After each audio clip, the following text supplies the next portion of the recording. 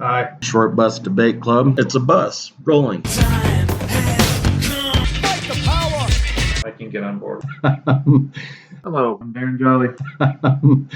It's time to get this short bus started. So let's roll and on with the show. Good morning, good afternoon, or good night, depending on where you are. I have a feeling it's good morning to most of you, but I figured I'd drop those other greetings in there as well. This is Brian Courtney with Short Bus Debate Club, and as always, Darren Jolly is across the table from me. Indeed. Today we are going to talk about intelligence. That might be a misnomer, but we are going to talk about the intelligence community and what that means. So before I turn it over to Darren, I want to do a real quick introduction. So the intelligence community in the United States really started with the OSS during World War II. And the OSS was, I think, Office of Strategic Services. Yeah. And they made the joke that OSS stood for Oh So Secret. So it was serious spy shit. I mean, they were trying to stop Hitler. The OSS dissolved in 1945, and I don't like the word dissolved because really the OSS just became the CIA. 1947, the National Security Act passed, and the customers for intelligence based on the National Security Act are the President, the National Security Council, heads of departments and agencies of the executive branch, chairman of the Joint Chiefs of Staff and senior military commanders, and Congress. So with all of the intelligence gathering apparatus what's the plural there? Apparati? I don't know. Fuck it. Apparatus is. I like is. Anyway. Say it then. Say it faster. Apparatuses. Much then. You got it down. Anyway, all of the different intelligence gathering agencies that we have report to those groups. I don't know. I have a lot more to say, but I'm going to turn it over to Darren since I gave that quick intro. Far be it for me to just mildly disagree with something that you said. There were active intelligence agencies inside the U.S. During the Civil War. There were a few other things that were out there. They weren't big. They weren't consolidated. It wasn't like what developed out of World War II, where power was so centralized. And a couple articles, I just never really thought about it this way, but they let out with the fact that Paul Revere was actually, I mean, he was an intelligence actor on some level. Yeah, I know we had spies prior to that. I just didn't think that they were in any group. There's a couple of other institutional forms. So there's one specifically that developed out of 1888. I'll find it in a minute when I'm not doing the beginning part. But there's no doubt that out of World War II, there was a qualitative difference with regards to what it was that was going on inside the intelligence spaces.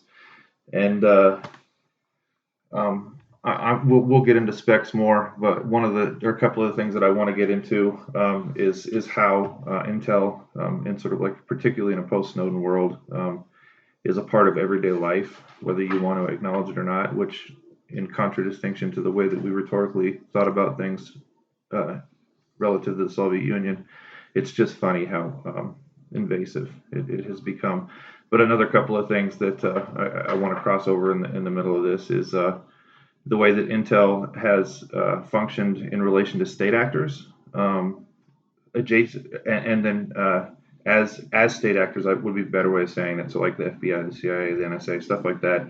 But then you have all these other private arms that have emerged over the course of the last few years, and how that kind of problematizes a number of things, particularly if you think about like Max Weber, he defines the state. I mean, anybody that's, took political science 101 international relations stuff, as a human community that claims the monopoly, the state as a human community that claims the monopoly of the legitimate use of physical force within a given territory. And how, if you have these sort of private branches that develop in these spaces, how that becomes increasingly problematic for a number of reasons. One is that anybody that becomes good at intelligence or at military activity is going to be farmed out to private spaces. Something that generally historically had been utilized in terms of a defensive space becomes incredibly offensive because the people who own these corporations or companies that function in a private way have a different set of interests that tie to them. And we need to see if that's the case. What does that tier look like? What does it look like in relation to those profit motives, and how does that affect the way that we currently understand the system as it relates to intelligence, and what it is that might be emerging out of those spaces? So, well, there's the problem, and I think this is what you were kind of leading up to, is that they don't have to report to the customers under the National Security Act. So now their customer is whoever hired him. It's that guy in the CIA, as well as the shareholders on some level. Right. Well, not reporting to them directly, but they have a certain their function is to report to them in a different way in terms of what their responsibilities are to them. Right. Okay. Not as a state actor anymore.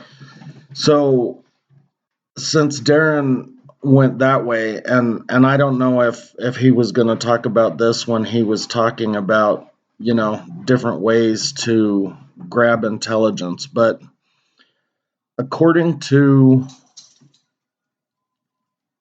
acronyms that the United States use, there are several types of intelligence, and it's basically 6, but for the most part, they use signals intelligence, which is SIGINT, SIGINT, and that basically is anything that would be a signal. It's communications intelligence, electronics intelligence, foreign instrumentation signals intelligence.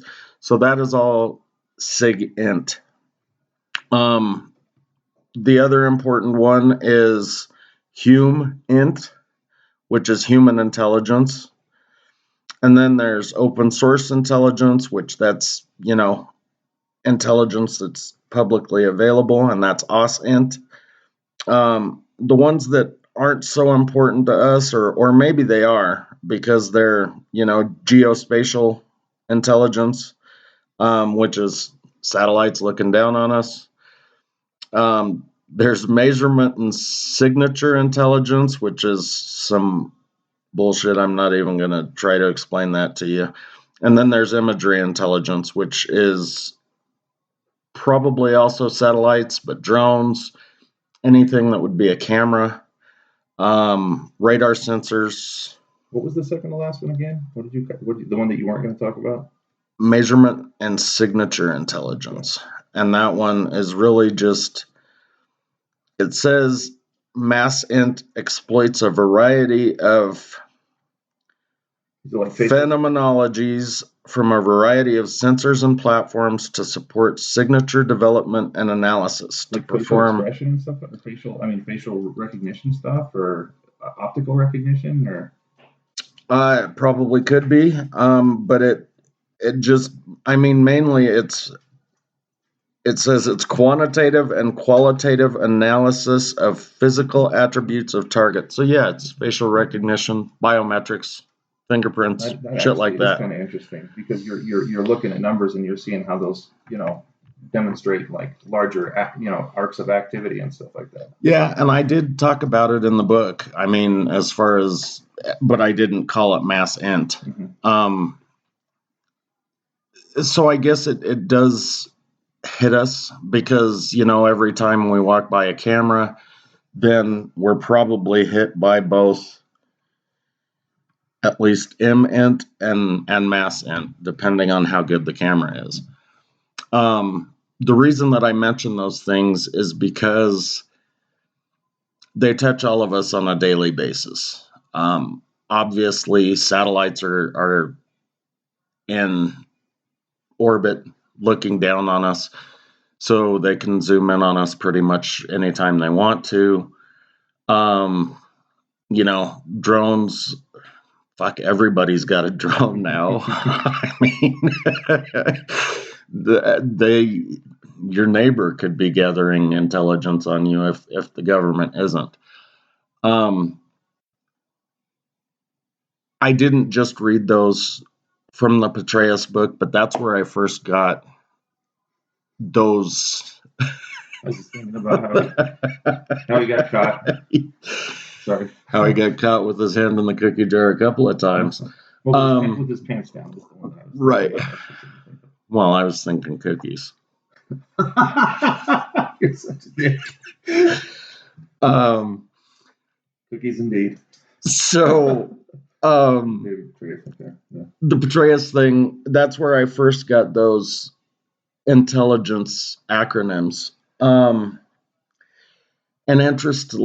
interestingly enough, these days, at least for foreign affairs, and we should be lucky there, the military is the largest intelligence gathering device that the United States has, because when these guys kick in a door, they've got cameras going constantly all the way around the room. So, when a SEAL team goes in or a Marine recon team or whatever, they've got cameras going and they start picking up shit. They're picking up hard drives, they're picking up loose papers, they're picking up all of that stuff so that whatever department can later analyze that stuff. So I don't know how they source it once they gather it, because all of them have their own intelligence units now. There's naval intelligence, there's Air Force intelligence. Now there's fucking Space Force intelligence, which really cracks me up. Coast Guard intelligence. Right. So we should count ourselves lucky, at least currently, that the military is not allowed to be on United States soil. And that's because of the posse comitudis. No, I know I'm mispronouncing that. Latin is not very good. I don't speak Latin. But it's basically, it was an act in 1876 that allowed people to create a posse, but said that the military can't act on United States soil. And that was in the wake of the Civil War because of all the weird shit that probably happened out of that. I mean, that would be my guess, at least, anyway. Well, it said some weird shit, like, and this was this guy's interpretation of it. It was the Brennan Law Group. Mm-hmm. But he said it had something to do with protecting white supremacists and Jim Crow in the South and all kinds of shit, weird. Which doesn't sound right to me. But either way, the Posse Comitutus Act. That was better. You did very good. Asshole. Protects us from the military wandering around and gather intelligence now. So now we just have to worry about the CIA planting shit in our TVs, telephones. We have to worry about FBI's echelon, and just different shit. I mean, the CIA in the late 80s trained the fucking New York Police Department how to gather intelligence and spy on people. This is a fucking problem, people. And I know that everybody listening, all four of you, well, maybe two of you are going to go, well, I don't care. I'm not doing anything wrong. And the other two are going to be like, fuck, he was right. I know one person's listening. Like, he really is right. Go harder. So if you're not doing anything wrong and you think it's okay for them to watch you, here's the problem, is that right now you're not doing anything wrong. With the way that they're changing laws and the way that interpretations of the Patriot Act can be read. You can get jammed up just about any time. And if they want to change things to where, I don't know, masturbation is illegal, or Sodomy. growing a beard because you fucking look like a Taliban guy, or you called somebody in fucking Syria because they're your aunt. It's a problem. So quit saying they can watch me if they want. Okay, I'm going to kick you out your soapbox for a second. Fuck you. So when we were trying to come up with what we're going to do this week, I said I want to tell the story, right? Okay, so the story is about Brian's book release party. And the point of this is to demonstrate the first and the most important thing that we're trying to sort of illuminate people about, and that is how these things are, whether you want to admit it or not, they're going to directly affect your lives. All right. So Brian wrote his book, Off the Grid, The Catalyst. I don't know. It's been 6-7 years now, or something like that. Maybe even longer than that. It's been a minute. But he had a book release party at this bar that was near our house in Inglewood, and I've been hanging out with Brian since I was 13 years old. You know, he was 16, I was 13. We've known each other forever. So anybody that showed up to the party, this book release party, I was pretty much going to be familiar with on some level or another. And if it was somebody that I didn't know directly, you know, they're going to be bullshit, and I'm going to figure out who it is because I've heard about them through word of mouth, through like people that Brian worked with that I hadn't connected with or not, or otherwise. So I'm sitting at this table with Brian and his mother for about 45 minutes, an hour, and you know, people that we've hung out with forever, they're coming up, we're chatting, we're drinking, we're having fun, and I sort of noticed this guy that's floating around the party, and it's clear to me that he's thinking about what he's doing in a sort of like strategic way. He's hitting this person, he's hitting that person, he's talking to them, he's asking them questions. And I'd heard about these kinds of things happening, but I hadn't really, the reality of it had never directly connected to me. And when I say these types of things happening, I like think about an intelligence agency in this way. And I don't know that it looks exactly like this on the ground, but if a person commits an act, right? And an act could be as simple as going to a library and checking out a book, right? If they check out a book about you know, Timothy McVeigh or something like that, and then you know, the Ruby Ridge, and then how to do this and how to do that. If you get 17 or 18 check marks next to your name that suggest that you could be a quote unquote problem, then the royal they will send out an intelligence actor to see how you are functioning in society, to see if you're building up arms, to see if you're trying to organize people to, you know, overthrow the government, or just, you know, sitting around talking about problems and trying to get people motivated to try to deal with those problems, like Black Panthers were doing or something like that back in the day. So you didn't call them the White Panthers, did you? I said the Black Panthers. Okay. The White Panthers. I know. No. If I ever said that, I'd fucking blow my brains out. So anyway, when Brian wrote the book, and people were buying it, he wrote it, so it was like a made to order, like a person would buy it and then it goes through, like they print it immediately for them. Yeah, they send it print on demand. Print on demand, okay. So there were enough people that bought it, and I don't know, did you post on Facebook that you were doing the book release party? So I mean, it was public knowledge, right? I also sent out email invites, and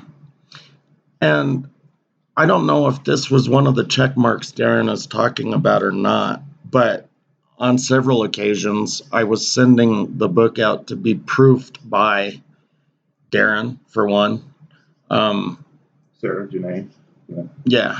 And on a few occasions I said, you know, here's the latest copy. I hope you enjoy it, FBI or CIA or whoever. So I was kind of goating them, I guess. But having said that, there's no way when a book comes out, and you can think I'm paranoid or not, but if you don't at least understand this is a reality, once a book comes out, it's going to be sent to a domestic intelligence reviewer, right? And they're going to read. Well, they get it right away. I mean, because it's sent. If the author does it correctly, It goes to the Library of the Congress. Library of Congress ends up getting 2 copies. So in that moment, they're going to they're going to review it, and it doesn't matter how many check marks you have next to your name in this moment. If you write a book the way that he wrote that book, and the specifics of it, I'm not going to go read it for yourself and take a look at it. But there's no doubt that he was very critical. I mean, there was heavy-handed activities that the U.S. government was trying to institute to people. It was sort of like a science fiction, as if it were 2 days from now, kind of like thing.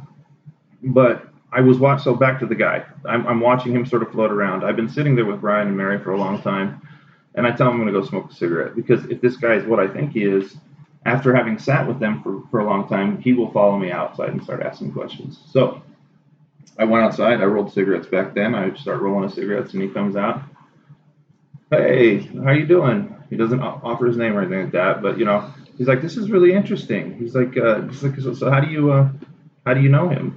He starts asking me questions. I tell him I've known him all my life. I tell him that we're friends, that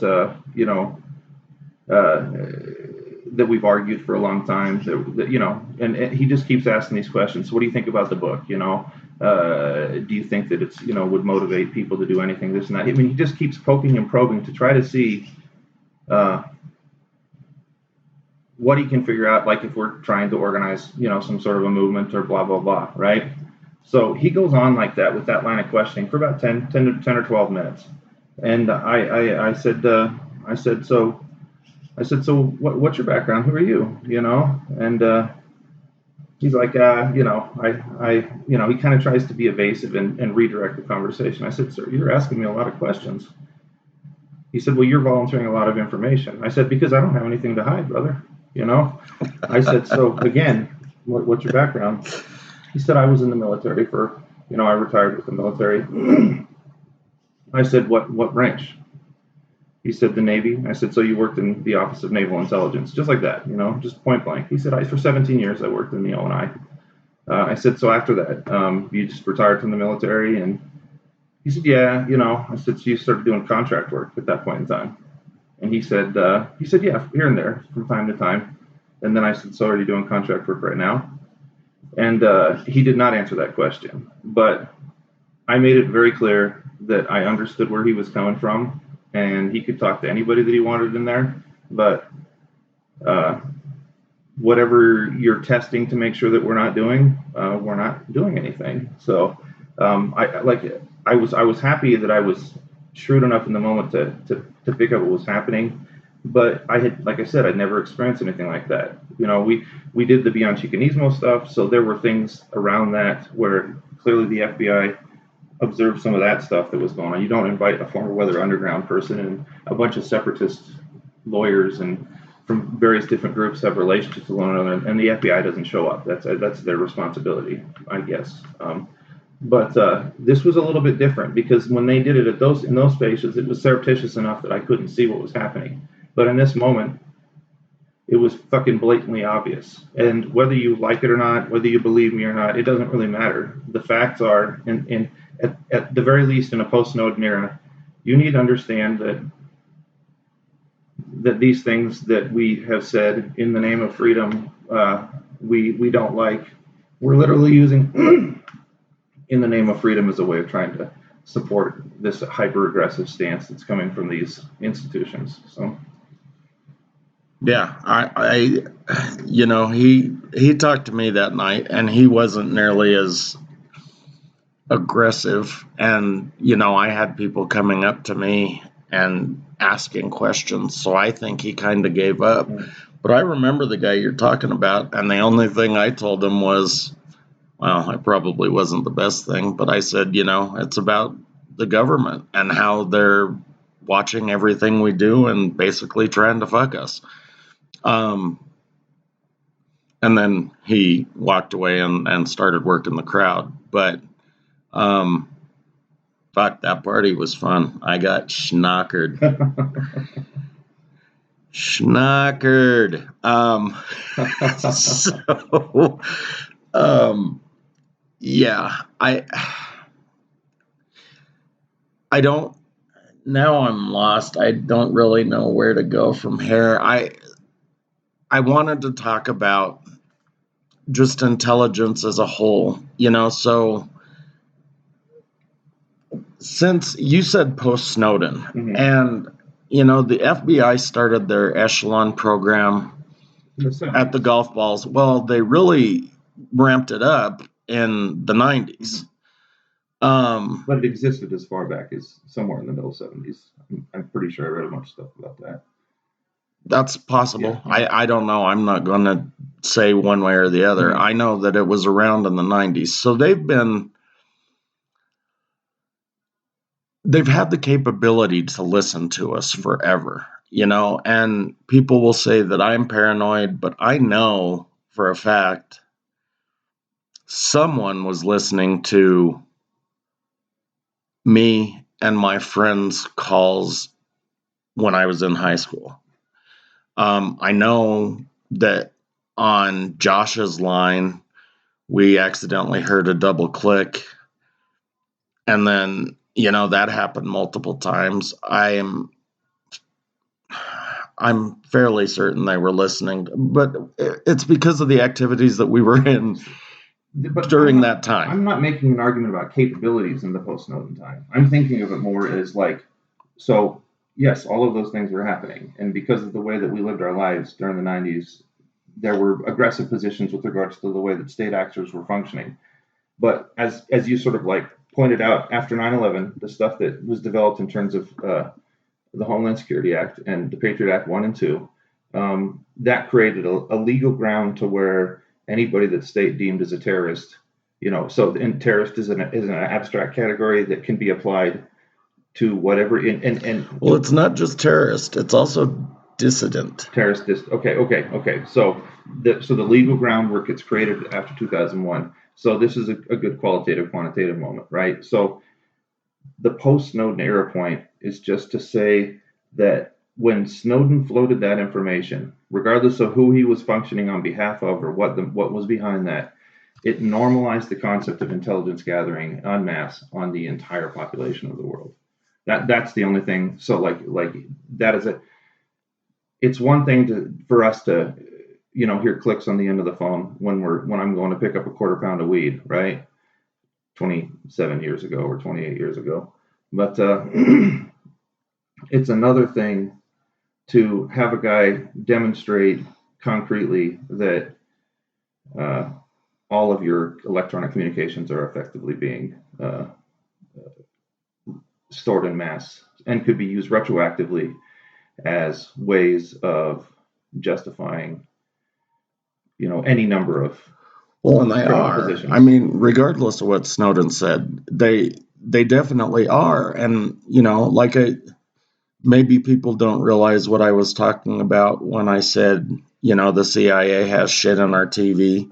That was a real thing. They put a virus in all of these Samsung TVs so that they could turn it on and use it as a fucking mic. And there's the Pegasus software that hits cell phones, and they can, like you said, it's exactly the same thing. They have control over all of the components inside of the phone at that point. That's not, look it up. Don't believe me. Look it up for yourself. And the FBI has been throwing GPS monitors on people's cars at least since the 90s. Maybe before. I know GPS got big in the 90s, but they had them prior to that. We actually found one on a postal vehicle. Really? It was an old one. It was one of the ones from back then.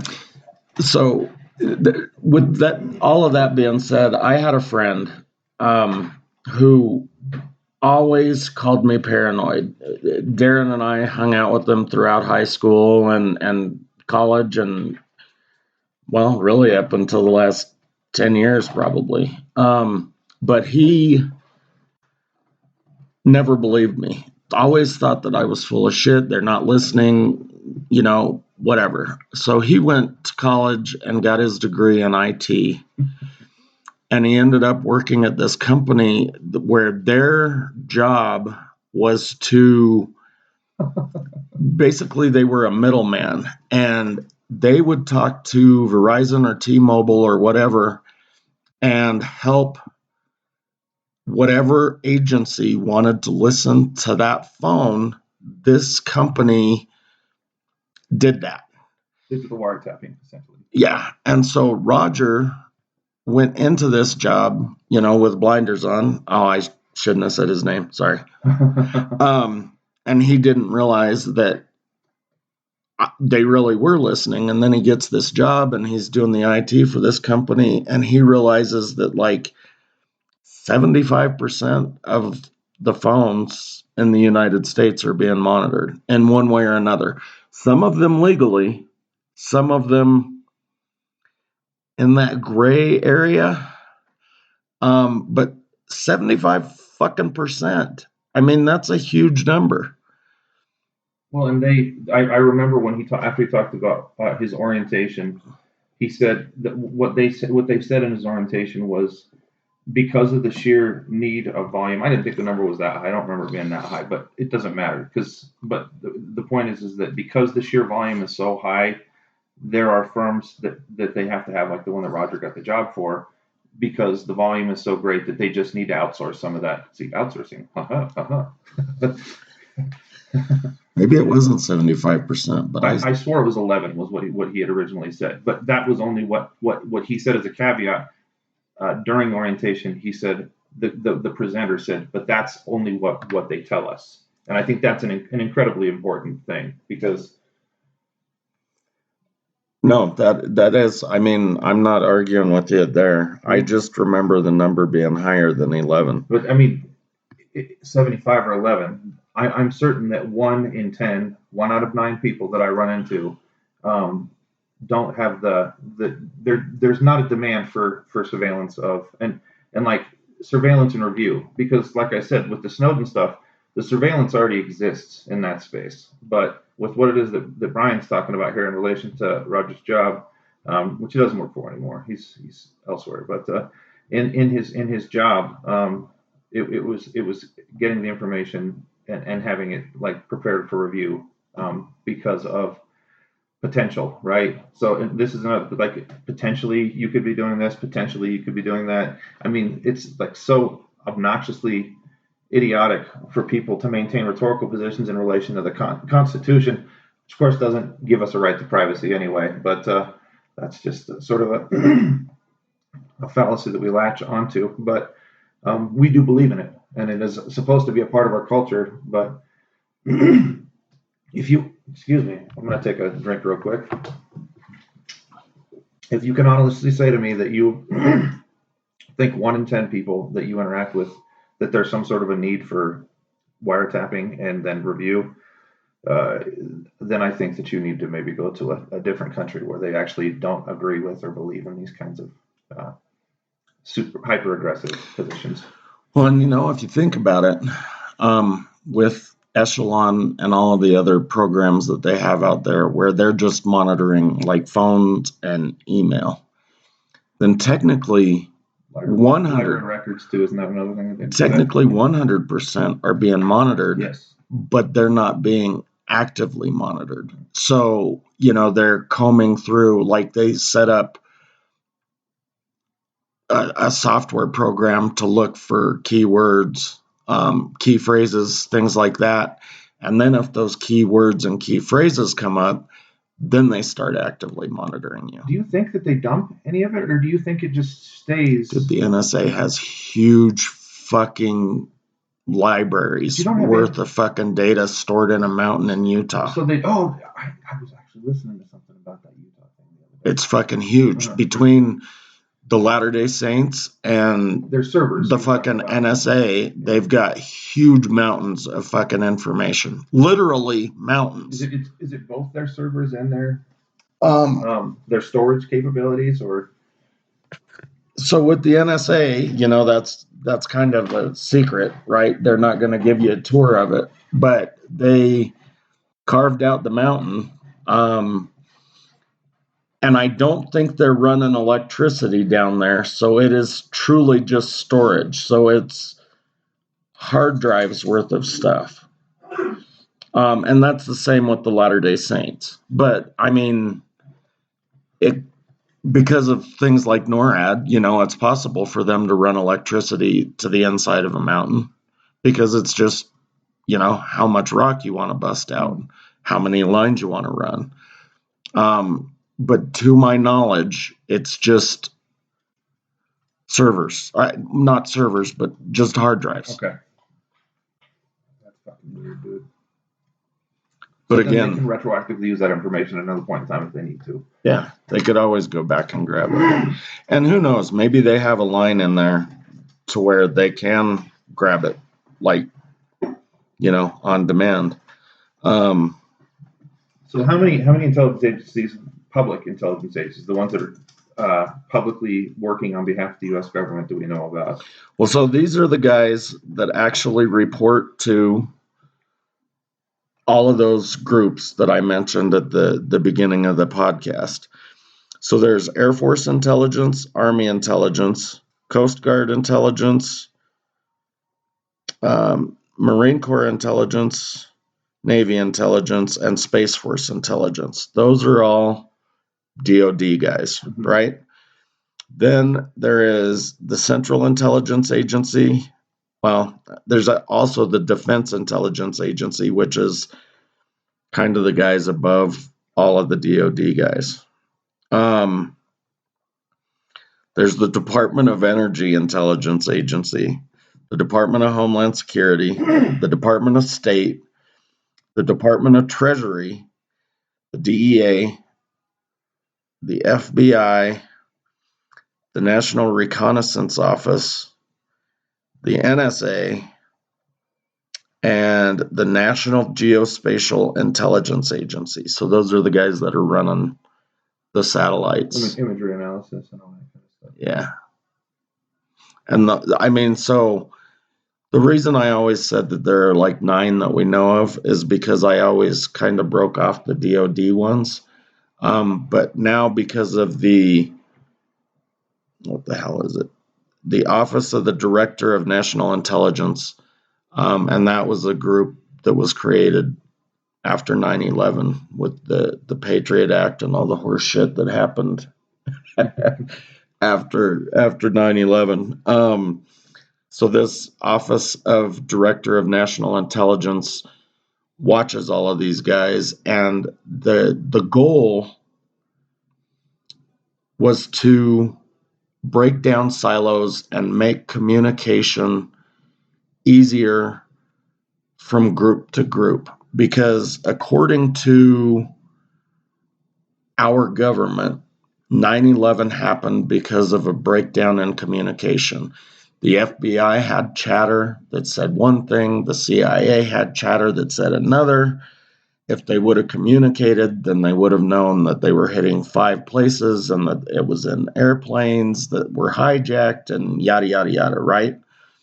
So they create this office, and now all of these guys are supposed to communicate and hold hands, and, they're just happy-go-lucky people now. If that was the case, then it would just be one big group, right? And they wouldn't have to have different offices. But a lot of that has to do with budgeting, too, and the fact that they take our taxpayer money and fucking waste it. Maybe that's another podcast down the road. But I have a strong belief, because of the way secrets work. And remember, the first group that I mentioned was the OSS, and that their motto was "Oh so secret." The way that stuff works, I think, well, on the surface, these guys are sharing a lot of information, but I don't think it's the important information or the information that they deem important, I guess I should say. So if there's a group in the CIA and they're working on really secret stuff, that could get somebody in trouble, they're not sharing that information with the FBI. And if the FBI is throwing, GPS units on people's cars, they're not sharing that with the Security Council or the DEA. And fuck, who knows what the DEA is doing, because they've kind of got some different rules, because they kind of follow the rules that we have here, but then whatever country they're in, they have to follow those rules too, sort of. So if I'm very Star Trek. If somebody in, Thailand says, fuck it, go get those guys, we're tired of it, or Colombia or wherever, then it kind of frees them up to do whatever the fuck they want, right? And as long as they don't report it back here to the Security Council on what they did, then everything's okay. Yeah, it's a permanent position of absolute plausible deniability. Right.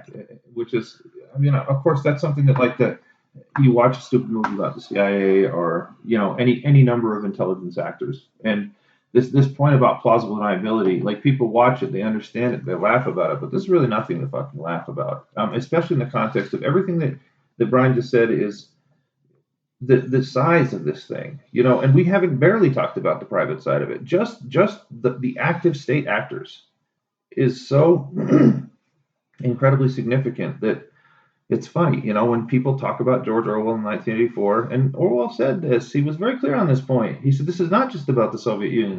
This any state that wields military power has the right to do these kinds of things, has the potential to balloon up and become incredibly invasive, and we're not allowed to be actors anymore, except for in the way that the existing system of power defines the limitations of our acts. I don't know if the four of you read, but if you have not read 1984, you should read it. I think that you should refer when you're talking direct. I think you should stick with this, the four of you.